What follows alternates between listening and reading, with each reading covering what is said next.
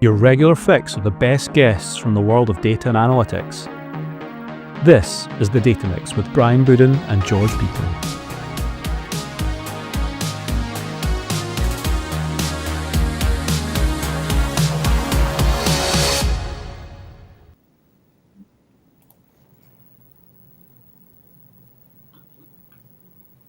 Good afternoon, mate. How are you? I am good, Brian. How are you? I'm very well. It is Tuesday, the 8th of April at 3 p.m. GMT, and we were here with another episode of the Data Mix. I've actually lost count, but I think we're at number 6. I think that's where we are. But yeah, it's exciting to be back, man. How are you? I'm good, thank you. I'm just catching some rays in front of my swimming pool here. Yeah, I did notice that. I did notice that. Bit of a different vibe over this side. Like school holidays started 2 days ago, so and just to give you a bit of a look into my domestic life, behind me over this way, I've got a window, and the blind stopped working this morning, and the desk is in the way, and I had to work out a way to unpick the blind and throw it off. So it's like my window looks like a right old state at the moment, but. Good job we Apart from can't see that, that. I'm in a good place. I'm in a good place. Yeah, So, excellent. I mean, for the BDI people, just in case I get accused of lying, this is a virtual background. I'm actually in our London office right now, but it's a yeah, very boring whiteboard behind me. So, can confirm as I have seen the background recently in the before the taping took place. So yes, George is where he is supposed to be. Well done, mate. Commitment to the cause. Commitment to the cause. And we talk about commitment to the cause, right? We have a great guest coming on today as well. We've got the caption up there. We've got Deepak Prasad coming on. But just before we do that, we have a few small things that we always need to cover. So let's get stuck in. Your support means a lot to us, guys. We appreciate you turning up, and we appreciate it even more when you drop us a wee review, because it helps push us up the rankings. And we've got a lot of shows coming up as we move towards some bigger events in the summer. So if you could drop us a review using the QR, Spotify and Apple are the really big ones for us. If you could drop a review on there, that would be wonderful. It makes a big difference. That was short and sweet, but I think it's to the point as well. So, George, I think it's probably time for the data fix, right? let's do it. Let's get you into it. All right, jingle away. Let's go. All right. So, it's been a while since we've been on, actually. So, a lot of things have been happening in the world. But, mate, what are you choosing to focus on this week for the data fix? Well, there was lots we could have done actually. There's been a couple of IPOs in the world of technology recently, and a couple of failed IPOs as well that didn't go as they were expecting to go, so they pulled back. But all of the sort of technology news at the moment leads to one source, and that is the tariffs that are going on within the USA. So for anybody that's been living under a rock for the last week or so, the USA has imposed blanket tariffs on pretty much the rest of the world. Now, we don't talk about politics here on the Data Mix or the Data Fix, but what we are interested in is the impact on technology. And one of them has been Tesla. So Tesla was down 10% on Friday, and we like to think of Tesla as a technology stock. I think Nvidia, so I personally have Nvidia stock, so I was upset to see that that's actually lost nearly 400 billion from its market cap over the last few days. So let's hope that turns around, because I haven't sold yet. You're not a loser until you sell, apparently.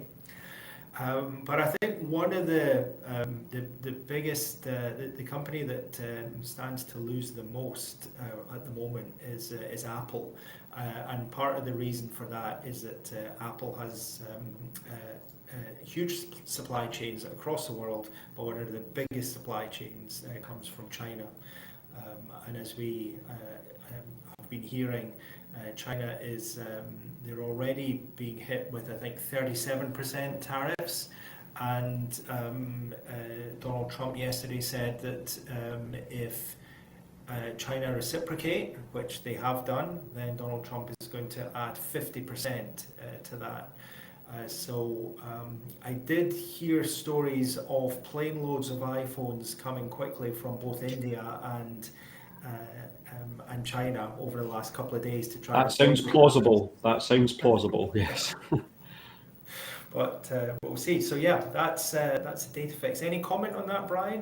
Have you been feeling any heat in the technology world because of tariffs? So it's interesting because we talk about tariffs on products, right? And we talk about it on imports. But I've had a chat with a few people about how does this affect like services as well. And I'm assuming at the moment, if you're delivering services, you're okay. But I think there's been a bit of tension in the UK, especially from Keir Starmer, about how we are now entering uncharted territory in terms of global economy. Never before have we really gotten to the point where we're all charging each other tariffs for everything and effectively, prorating everything that is happening in the world in terms of product. Where is all that money going to come from? How are people going to, and businesses going to buy? It's fine to escalate everything by 30%, but where is all this extra capital going to come from? And I think, again, without getting political about it, I think the shakiness of the stock market and the FTSE and the Nasdaq and all of these are real serious signs that something is happening here. And we'll just have to see if the person at the centre of it all decides to soften their tone, but one would suggest that might not happen. So Change their mind, it's interesting. It's interesting, but we watch with bated breath and we see what happens. But it's the only thing we could really go with this week, isn't it? So yeah, I think so. We'll see who squeals first, because I don't think anybody wants to put their prices up yet based on this. And I think Mr. Trump will come down quite hard on any US company putting their prices up. But somebody's going to have to. Somebody will, because out of desperation, they either put their prices up or die. So let's wait. Okay, well, to be continued. To be continued. And that was the data fix for this week. So thank you very much for that, mate. We appreciate it. It's sometimes things affect data, and the data that's behind these decisions, you could argue, is there data behind these decisions? And I think that's the interesting anti-angle of what we're talking about here as well. So we shall see. We shall see.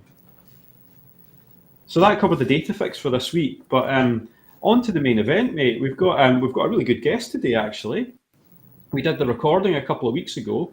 And it's Deepak Prasad, who's like a very, very experienced consultant and AI strategist that's been around a lot of different technologies.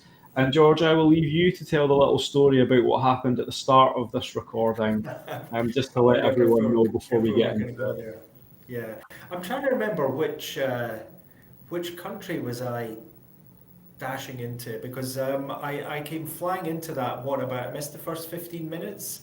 Of the session, but got in, still sweating, and said hi to Deepak, and we got going. It just goes to show that in this modern world of technology, you can run these podcasts almost anywhere. You still have to be prepared. You still have to know what you're doing, but you can take your laptop anywhere.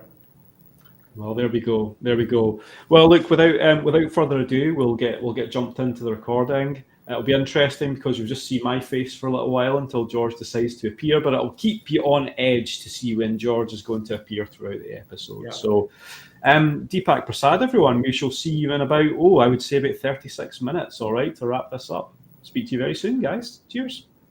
Well, and obviously keep an eye out for the comments and stuff as well. We're watching the chat and we'll talk about any comments and stuff as they come in. All right, we shall speak soon. Hey everyone, welcome to another episode of the Data Mix in Season 3. And as I mentioned before, we've got Deepak Prasad with us today. How are you, mate? Hey, good. How are you? And you are from Edinburgh, right? From In, London? in Edinburgh, yeah, right beside Yeah, the yeah. airport. So if only it were physically in my budget to come and fly over and see you and do it in person, I'd be like set for it. But no, sadly Sure. not. But I think we're like in way different time zones. So I think you're 11 hours away from me, right? It's first thing in Yeah, my it's day and almost last 8. thing in your day. So yeah, all good, It's all good. almost 8:30. Thanks for doing this podcast with me. Oh, no problem, man. No problem. We're delighted to have you here. And I say we. Normally, by we, I mean me and George. But George will Mm. be arriving imminently. He's just in transit right now. But we're going to get started, I think, mate. And we're very That's excited to fantastic. have you. And you've had a very decorated path through the world of data and AI. So why, like, for our listeners and viewers who don't know who you are, why don't you give us a bit of an intro and let us know like some of the tech stacks you've been working with throughout your career? Good. Name Deepak Prasad. I've been consulting since 2008. So since being in 2008, I was in when the moment I joined IT, the first project I took was in UNIX and Oracle. So it's since you say that my path is across multiple technologies, that's because I started from black screen and now I am in a very colorful screen. So I started with Unix, Oracle, Informatica, Cognos, BO, MicroStrategy, and then Click, Tableau, Power BI, then Snowflake, GCP, and like ThoughtSpot. The list goes on. But if you ask me my total career, right, the lifespan of the span of around 15 years, if you ask me the two highlights that I always remember, first time I ran something with a bash script and it got executed in a black screen. And second thing is when I have been given a demo of in-memory analytics, which has current at that time in 2011, Power BI wasn't that famous. It was Click and Tableau. Yeah. That's my second high, and the third high was when I saw Snowflake first in 2018ish. What they have done. What's Well, what's what's your career path like? well, look, it's a pretty cool set of highlights, and I just have to say that a black screen is a terminology that only people of a certain age will understand, right? But what we mean by that is command lines and terminals, being able to run things by actually typing and not just speaking to our AIs, which is the way that most people seem to work. That's a bit harsh. Not most people work that way, but it's becoming more important to be able to work that way, right? So I think that's the first thing. Kudos for the reference to the black screen. In-memory analytics, well, you don't need to talk to me about that because we're on the same path there, and we understand that. I don't have Hick's book behind me for nothing, so it's that's a path that a lot of people have followed. And obviously, the landing of the data warehouse and the online data warehouse in Snowflake and sources and targets nowadays are becoming much more prevalent in data pipelines as well. And a few episodes ago, we had Ben Rogojan, who is like pretty much at the very, very top of that that data pipeline chain of making all that happen. So there's a lot to unpack there. But I think for me, I've sort of become a specialist. And it's quite interesting for me that you started off as a kind of let's try all of these things, or maybe your career dictated that. And now I guess you probably settled on a few things rather than everything, which is where your career started. See, So, like, what are the that's things that what you've it's, settled on now and that you like doing now? that's what the consulting is, right? You Yeah. you can't say no often. Yeah.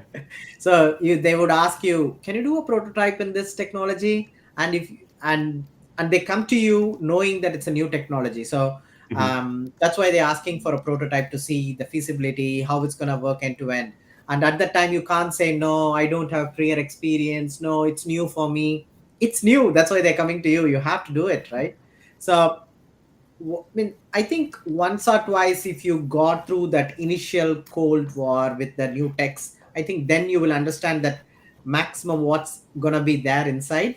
You will Hmm. understand the total blueprint of IT and the infrastructure, the storage and compute and whatnot. You understand that this is what's gonna be inside, maybe in a different order or in a Hmm. different stack. Yeah. But let's go and see whatever it is. So I think that mindset would come after a while.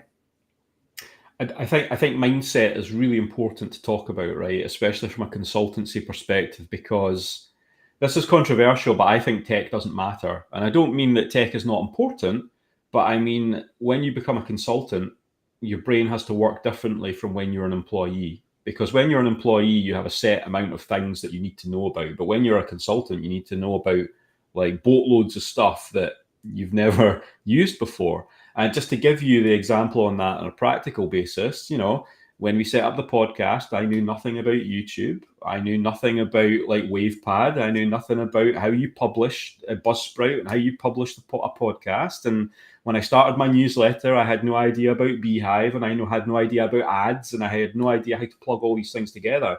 But as a consultant, at some point it clicks, and that's not a pun, by the way. It just starts to make sense, the way that you think, and the way that you start to connect the dots. So, like, how did you, like, at what point did that happen for you, where you stopped treating things as a piece of software or a tool to work with, and just think, this is another cog that I have to have in my wheel to make things happen?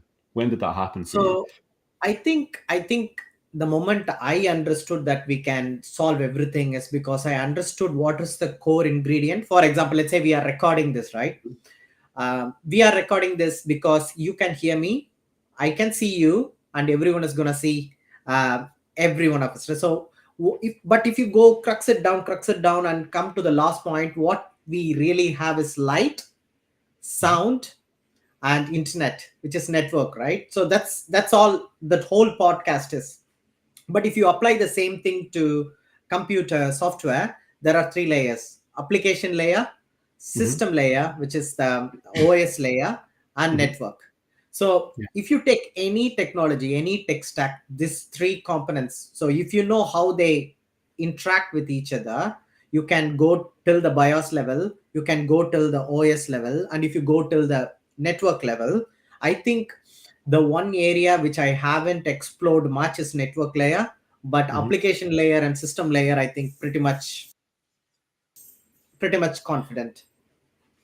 Yeah, and look, I think that in the spirit of becoming a consultant, it's a decision that you have to make, whether you're going to niche down, and that's either on, you could say you're just niching down on one of those layers. You could say that you're niching down on a specific software or a specific tech, or you could say that you're niching down on like working out software that's required for an industry. So there's lots of ways that you can do that, and I think that a lot of people like don't know like how to make that decision, and I think that's an important thing.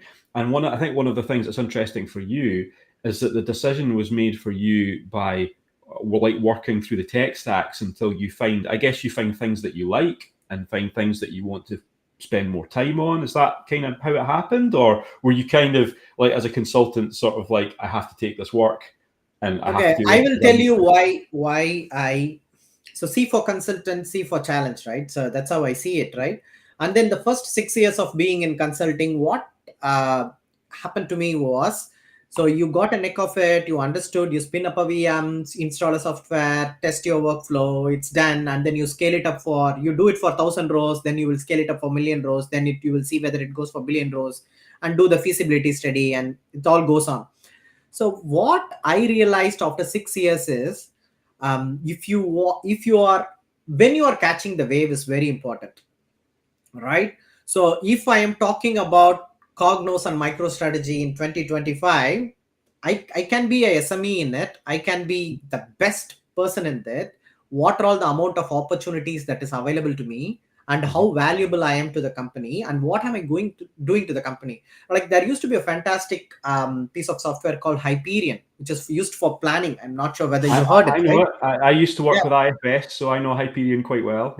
Yeah. So the reason why I remember few of the technologies like Hyperion, Ab initio, is because when I used to work in Cognos and MicroStrategy, there used to be a set of consultants who were sitting with me. They would be like flying from somewhere, from US, UK, and even from India, northern part of it. And then they say they are specialized consultants and they do only Hyperion and Ab initio and things like that.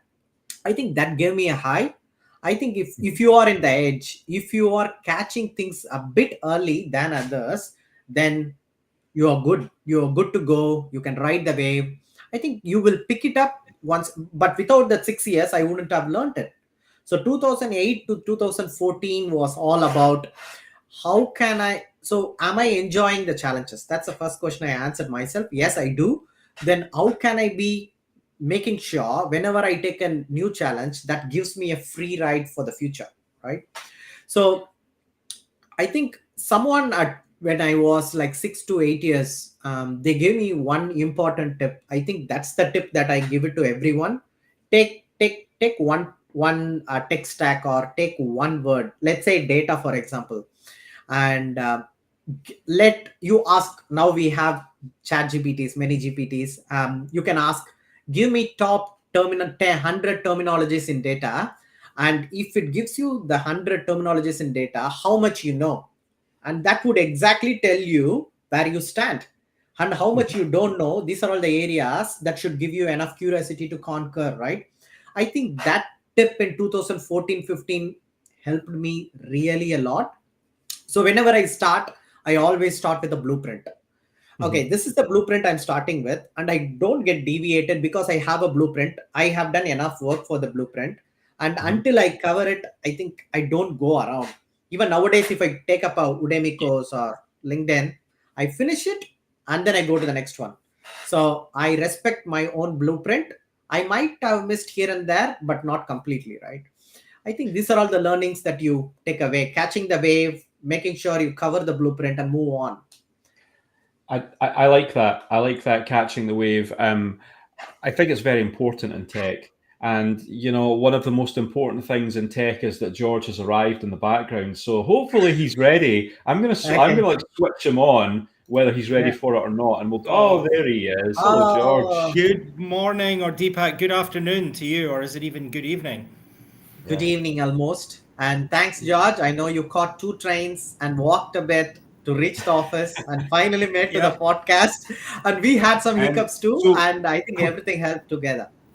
the only thing that George did not do, Deepak, was catch a wave, which is what we were just talking about when you arrived. So Deepak Don't was know, I just telling us got how one in my important it is hair. to catch a technology wave. So that's the discussion that we're in the middle of right now, mate. So yeah, I mean, so I guess that's a big thing for you. It's like finding something, a line in the sand, following it through, and picking that as your stack, right? That's something that served you well throughout your career.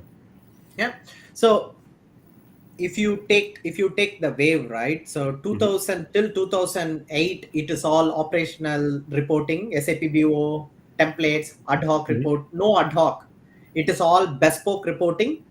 And then came the in-memory analytics that gave way to ad hoc reporting, and then in-memory analytics happened. And then now the same thing that happened to BI layer is happening to the data layer, where cloud came to the evolution and said that you can scale, and you can scale to the level you wanted. Because the main thing that Snowflake did very well, although Apache Iceberg is the reference point for them, the moment they decouple the storage and compute, one can scale to the level that others doesn't have to scale. So compute can scale to any level, and see what happened at that point in time. We I think that wave that you catch is very important. Let's say that I would have taken some other technology other than in-memory analytics. I think I wouldn't have caught the wave, and I wouldn't have gone through all the technologies that came on the way. Mhm. So that's why I say catching that wave is critical. Yeah, so we've just been, George, we've just been talking about Deepak's career path, and we started by saying, like, he's probably dealt with, if you think about like the 100 core techs that have happened over the last sort of 10 years, right, from a data stack perspective, like Deepak's pretty sure he's got most of it covered.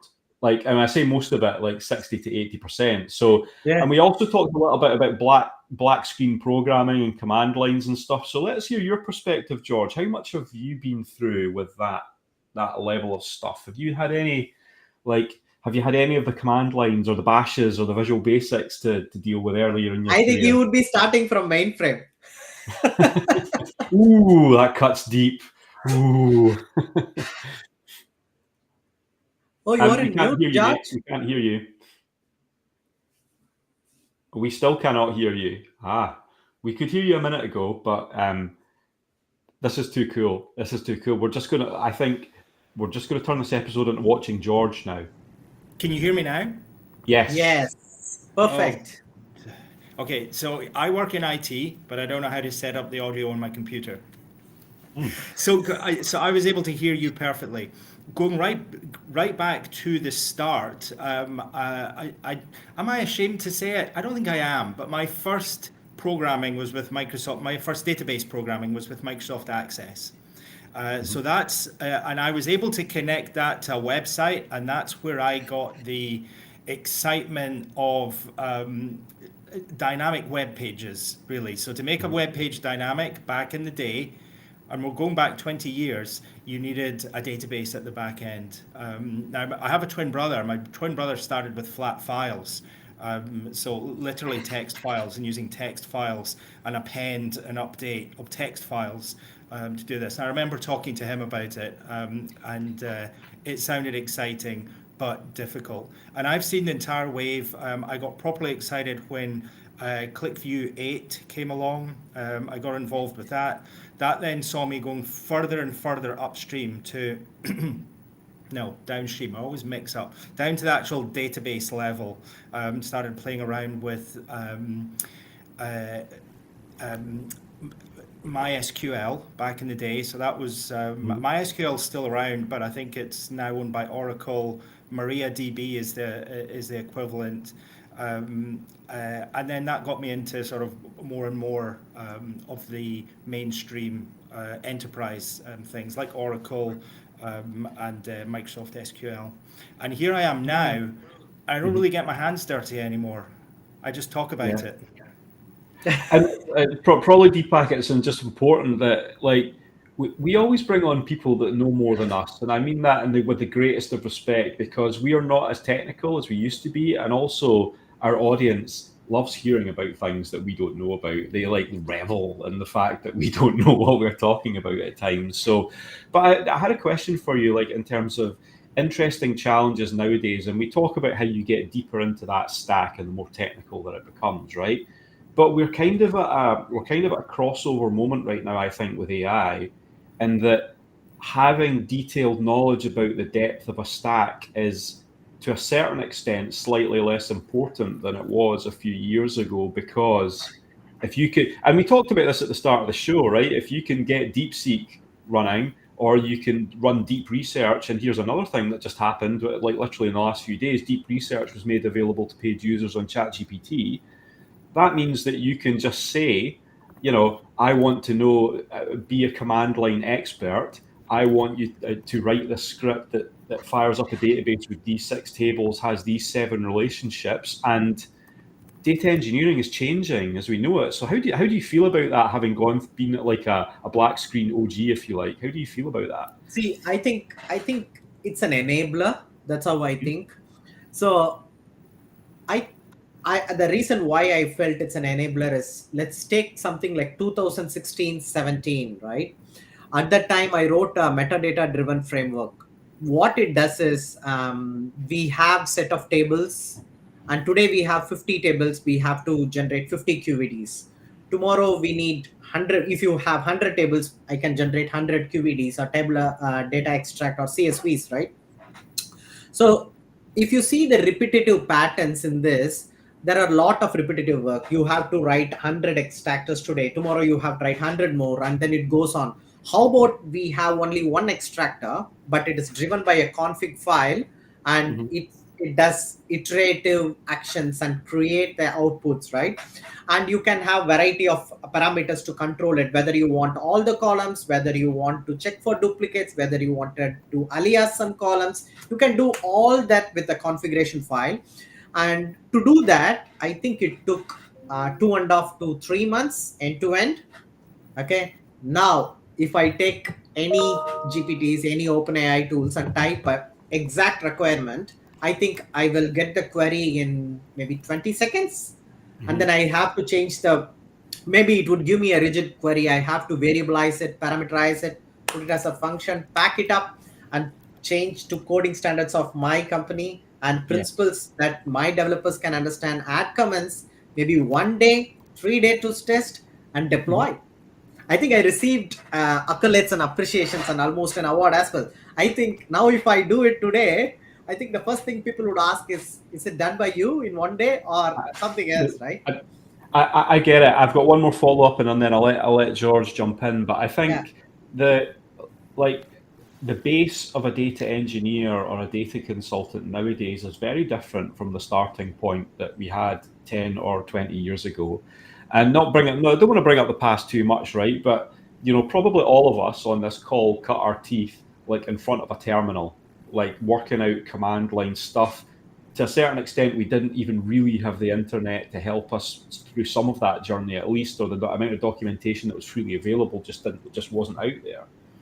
And nowadays, it does make me like maybe not reminisce, but it does make me wonder about whether the same mold of data consultant will grow in that way. Because if you've got the choice of it's going to take you 6 months to do your dissertation by doing it by hand, or you can pay $200 a month to get deep research to give you 50% of it before you even start, how many people ethically are going to pick the right thing? And I know there's lots of things for plagiarism and that kind of thing, but I think it's a super interesting dilemma because, like you say, we're almost in the land of infinite compute now. So asking a very, very complex question like, can you write your dissertation for me, is something that is possible, to be perfectly honest.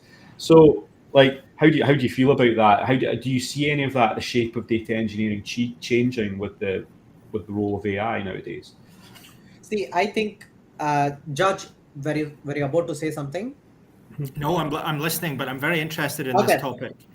Okay, so let's talk the journey of data engineering, right? So why data engineering came to the rescue? Okay, let's start with database. It was all referential integrity problem, and then they solved it with primary key and foreign key, and they wanted some history. They switched on changes, and there are some history table, and they have a current table. They solved everything, and then they understood that they still need to take the historical snapshots of the data, and they want to do SED type 2 and do the current record marking and whatnot, right?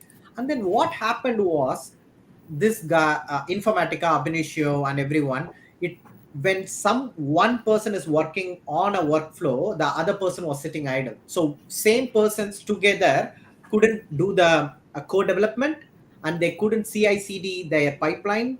And but there were some advantages in the Informatica pipeline. It could parallelize your data. You can do the component parallelism. You can do many parallelisms that you can achieve. But what it didn't give the high is we couldn't ship the software engineering principles to data warehouse. I think that's where analytical engineering came into the rescue. And people said that, you know what, you write your own SQL. When you want to build a pipeline, step 1 will be done by Deepak, step 2 will be done by Brian, step 3 would be done by George. And whenever they make some changes in their own SQL, it would, if you wanted to affect the whole pipeline, it would affect. If you want it to affect only certain branches, certain merges, that would do. I think that's what DBT did it very in a hassle-free manner. I think DBT, that's what they are growing very fast. And then what happened is the cloud equation was just before DBT, and then cloud engineering came in, where infrastructure as a service, platform as a service, software as a service came in. And then they have to spin something which says bringing software engineering to the data, and we have SQLs, and then we wanted to spin up serverless things just so whenever I need it. So then we became an amalgamation where data warehouse, data engineering, and analytics engineering, boom, it's all born together. And then you can write your Python. There were notebooks earlier, Azure notebooks, Databricks notebooks. I think Databricks can win a big accolade there, saying that they brought the notebook to the production grade. Notebook was there. I mean, I think it's called. Suddenly, I forgot the notebook name. Where everyone, the orange color notebook, if you know what I'm saying, but I forgot the company name. Jupyter. Sorry, Jupyter Well, you remembered notebooks. it before Yes. we did. Yeah. Yeah. So Jupyter notebooks, and then people used to write R, Python, and then they used to scale it, but they couldn't achieve the production grade pipeline. So what happens is the amalgamation of data engineering, analytical engineering, and data warehouse together is where we live. And anything can happen in this. If you hire a good software engineer and ask him to build a proper CI/CD pipeline, and use a SQL guys to do the SQL work. And DBT did certain things very well. For example, the macros, where if you have a fantastic SQL developer and if he can write one SQL that can help you lot of T-flops reduced, lot of transaction seconds reduced. So let him write all the macros. So for date conversion, time conversion, date time, the days calculation, seconds calculation, he will do all the macros. Let other people just call the function in their pipeline. And the CI/CD. So when I write a code and it runs for 3 seconds, and George writes it which goes for microseconds, 300 microseconds, and then there would be a change in the function library, but people would be still calling the same function. And look at if I can. I recently heard someone who's working for a sports company that gave me so high. The whole pipeline they developed in Python, and they ran it for 90 minutes. It used to track where the football players stand, how the ball gets passed from X and Y of one location and X and Y of another location, and how many passes were there, and when the distance was less, were they able to pick up? When the distance was more, they were able to pick up. So very complicated pipeline if you think it and visualize it, right? It used to run for 90 minutes. Okay. So they took the same pipeline, rewrote the code for Rust, and they developed it. And can you imagine how much time it took to run? Oh, what do you think, George? 90 minutes to one second. 65 seconds. 65 seconds? 65 seconds. So I was blown away. And then I asked him whether you learned Rust for this one. No, he said that there is a library now called as Polar RS, which does the Python to Rust conversion in the compilation. So they don't need to learn a new technology, new tech stack. So the library, when you import the library Polars, and then they do the same I think it was 3.5 million data points, where we were before and where we are now. See, just imagine the same time savings and put it and scale it across the universe. You talked about infinite compute, and we talked about Sam Altman asking $1 trillion to the government to run OpenAI. I think it will all get reduced. Yeah. So your hypothesis then is that this sounds more like augmented intelligence. So it still needs a human to almost orchestrate. And was it a human that said, okay, rewrite this in Rust? And then an AI did the actual transcription into the new language? So what I'm hearing is that this is part human, part artificial intelligence, and that's where you're getting the optimization. Yeah, so it's not doing the job, but it's a helper in the job, I think, is the thing, right? And that's the nub here. I think that it's dangerous ground to just hand over all of our development pipelines to AI. It's very dangerous ground, but I think it's pretty solid ground to hand over an architectural blueprint to say, can you implement the code for this architectural detailed blueprint, please? And this is back to what you were saying, Deepak, right? The blueprint is important, and it's important from a technical standpoint and a stack standpoint, and also, George, obviously from a consulting standpoint as well, right? That blueprint is extremely important to have as part of it. I'll give that one to George to lead in for the next one. Yeah, well, I totally agree. And from what I've been seeing more and more is that AI in the tools of the right person will, excuse me, will absolutely accelerate their productivity and increase the quality of their outputs as well. But AI in the wrong hands, again, it's like giving a scientific calculator to somebody that doesn't know how to use a scientific calculator. What is sine theta and cos theta, right? Personally, I'm not worried. I think I've got a job for a little while. But what do you think, Deepak? Do you think you're going to be out of a job soon, or not? So where I think we can all contribute to AI is, I think what Brian told me gave me a good idea, right? So let's say you want to take a train and go home. So your destination is fixed and your source is fixed, right?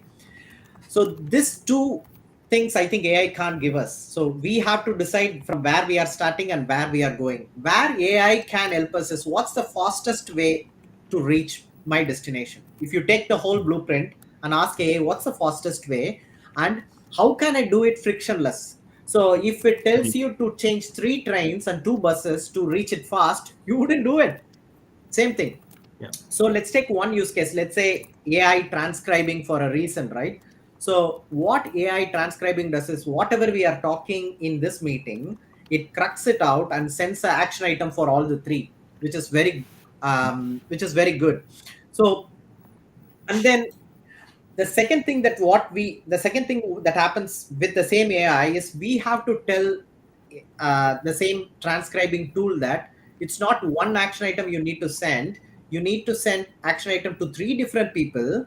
And Brian is not only called Brian, some people call him different. George is not just George, some people call him different. Deepak, either be called Deepak or Deepak Prasad, it's all Deepak. And if I say boss in this call, who is the boss in this call? So the education comes to it. And the next piece is transcribing is one piece, sending an email is the next piece. So SMTP configuration comes to the rescue. And then how would you do it at scale? So you have to think of architecture. So the moment you involve AI, you have to see how AI works frictionless and seamless with other components and make it happen. I think that's a really good point, actually, in terms of thinking of the architecture of AI, because often we talk about the superfluous nature of it and how we just put a prompt in and get an answer out, but really architecture is a massive consideration nowadays.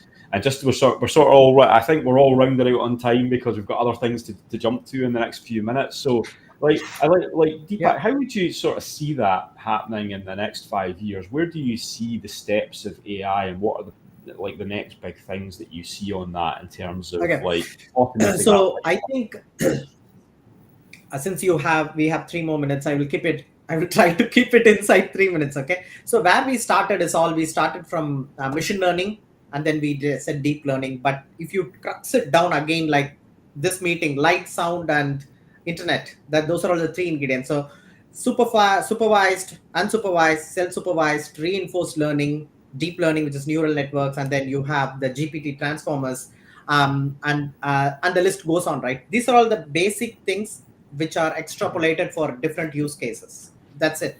So if you take all this, there are few problems we have solved. For example, generative AI, less input. I will tell you 2 lines about my idea. It gives me a whole story.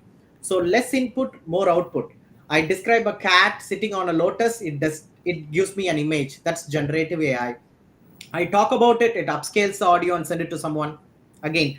So generative AI is one piece of the problem. I think the causal AI is the next piece. So because generative AI solves all the problems of what, when, where, who, I think causal AI would be solving hows and whys and what ifs. So if I have a drug, I'm a healthcare company, and if I give that drug to 30 male diabetes and 45 male no diabetes, what happens? So when I have the synthetic data generated by Gen AI, and if I pipeline it to causal AI, and if I can simulate an environment where I can test my drug without the actual people, I think that's the future, right? I think causal AI and Gen AI together solves the problem. Yeah. But Gen AI has its own hallucination problem, right? So if I show Gen AI hundreds of videos where hummingbirds is flying, just flying, and I ask Gen AI, the chat GPT, does hummingbirds fly? It says, yes, it flies frontwards. But if I haven't shown any video that hummingbirds can fly backwards as well, but still it doesn't understand because it hasn't seen any video in which hummingbirds was flying backwards, right?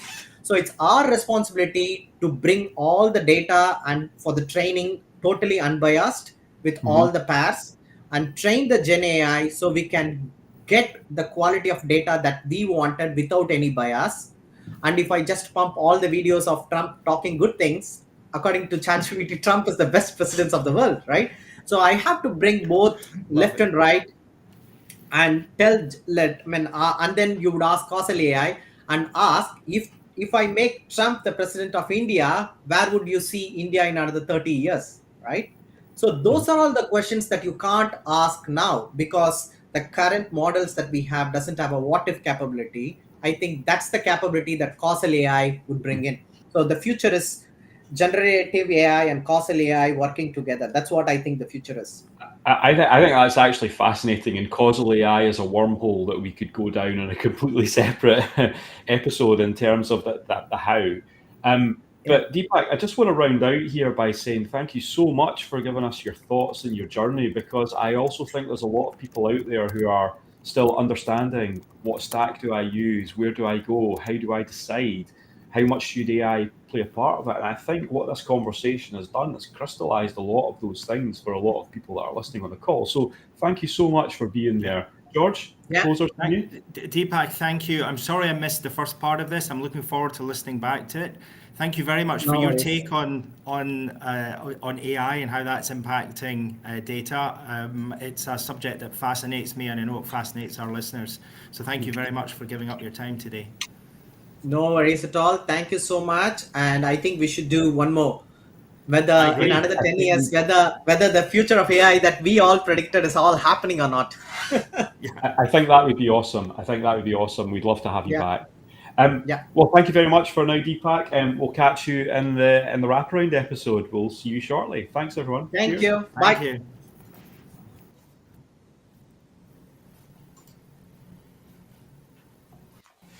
Absolutely seamless transition back, George. Absolutely Yes. seamless. Yeah, Yeah. that was a good. Because how long ago did we record that? That was a few weeks ago, wasn't it? Yeah, a few weeks ago, like 3 or 4 weeks ago, I think. Now we've just not quite got off the mark, but since I was sort of driving for a little bit longer than normal in that episode because you didn't turn up. Do you have any comments? Yeah, that was a fascinating conversation. I think just as I was arriving, had Deepak not, or was it you that just reminded us that Deepak had made that comment about riding every wave, riding every technology wave, and I think that's certainly when you're young, you kind of ride it until you find the one that suits you. Because goodness, everybody's talking about AI. There's so many waves underneath AI, though, right from the sort of level of data to prompt prompt design, to just kind of good old-fashioned networking and data pipelines and the technology that makes data go around in the world. So yeah, I was loving that chat. It was a little bit techy though, wasn't it? I think that's fair to say, and I don't think that's necessarily a bad thing. We need technical content as well, but I think when you talk about catching the wave or riding the wave, I think it means something a bit different from what it did 5 or 10 years ago. Before AI, it probably meant picking a programming language or a tool that you want to hang your hat on, and I think probably what it means now is that 50% of people that come up from like educational establishments are going to pick a path of AI, and they're not going to pick a path of software. Those who want to get technical, they're going to understand how to use the AI thing that they would have done manually to start with and become a master at that. So we're actually entering a phase of history that is really completely unprecedented. And I think the way that brains are going to shape in future generations, especially since we both have kids in those generations, is really quite interesting. I'm not sure if I'm scared or not. I wouldn't say I'm scared, but I'm a bit like, will they know more or less than me? What will be their range of knowledge, and how will they source that knowledge compared to the good old fashioned sit down with a book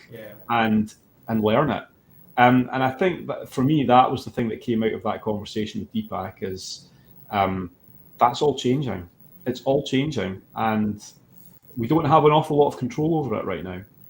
No, and it covered everything, did it? Because right at the start, he was talking about black screens. Now, I didn't embarrass myself and go even earlier and talk about green screens. Mhm. I certainly, just an interesting little techie thing that I learned recently is that, I mean, it's been in our lifetime that the blue LED was invented. And before that, you only did have a red screen or a green screen, and a green screen was obviously the more common for us. So yeah, black screens. That's Deepak was showing his young age, but yeah, we're definitely moving into uncharted territories. Mhm. Am I scared? No, I think I'm going to embrace it. I think that at the bottom, it's all driven by data. Mhm. Data is what makes the world go round. We know garbage in, garbage out, etc. And even at the sort of large language model level, it's mathematics. Sure, at some point we're going to get AGI, and that's when things kind of get into an even more unknown realm. But for now, I'm relatively sanguine with it. Yeah, I'm okay with it. I think it was just a refreshing episode to hear someone like actually go through it, and I don't mean AI, but to actually just go through. I've worked through like 60% of this stuff that's all been around. You don't get many of people doing that nowadays. It's focused on a couple of things, so to be able to sort of have the grasp and get over all of that is pretty awesome. I would say, Yeah. pretty awesome. Yeah. Great. All right, nice. Yeah, nice. A different kind of episode for us, but I'm here for it. I'm here for it. So, Yeah, um, 100%. yeah, let's just we've got a few final things to cover. So, obviously, just a quick shout out for us. Just give it, we mentioned that again, but just give us a review if you can. That would be really awesome. In terms of our next episodes, I mean, we've just recorded the one actually before this call. We've recorded another episode, but what I quickly wanted to do was just see, and you can maybe just fill for me just for a quick second, George, while I just see if I can get the thing that I'm looking for here. I'm pretty sure that I can. Sure, yeah. So you're going to try and type up in the next 30 seconds? Yeah, well, yeah. This is one thing that AI has not been able to work out how to do Yeah. yet is Yeah.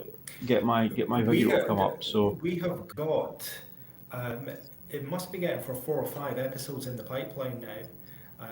That Yeah. we've got ready to come out, and some of them are absolutely fascinating. And even when we look at our back catalogue, we should at some time do a roundup of say the last 12 episodes, because there's been some really interesting stuff that we've done over yeah, the months. yeah. I think that would be a super cool thing to do. Actually, I'm just in holding pattern, but I think I've got what I need now. So let's just bring this up. So I just wanted to bring up a little bit of our our history of what we've done this season so far. What I mentioned earlier on, we've had Roseanne, Brendan, Ben, Mitchell, Curtis, so quite an array. And obviously we've just added, and we'll see him later on in this episode as well. But a couple of exciting ones that we've got coming up soon. Andy Kriebel is going to be with us very soon as well, like the #1 global content creator for Tableau. Officially, like I think the #3 guy on the planet in terms of LinkedIn, in terms of data viz. So Yeah. very exciting to have Andy coming on as well. Yeah, that was a good one. And we've just had Deepak as well, which has been a very enlightening episode. We've got Taylor Desson coming up too. George, he was awesome, like the head of VP of community at Torque, and just understanding how community-based recruitment is like a huge thing going forward as well. And Taylor was awesome fun, so we're really looking forward to seeing him. So much energy in that episode. Yeah, it's looking great. And just looking a bit further down our episode list as well, we just recorded, well, I won't tell you which one, but we just recorded one of these today, another one off this list today. And, we've got some more people from the world of recruitment and alternative BI tools and women who click and, unstructured data. So there is a lot of very cool stuff coming on the data mix, which we are excited to have you be a part of. So great teaser, Brian. Yeah, nice. Like it's one episode behind, but we're pretty close there. We're pretty close. So, thanks for finding the time and coming out of the pool and making yourself respectable, George. We do appreciate that. Yeah, you're welcome. Yeah, nice.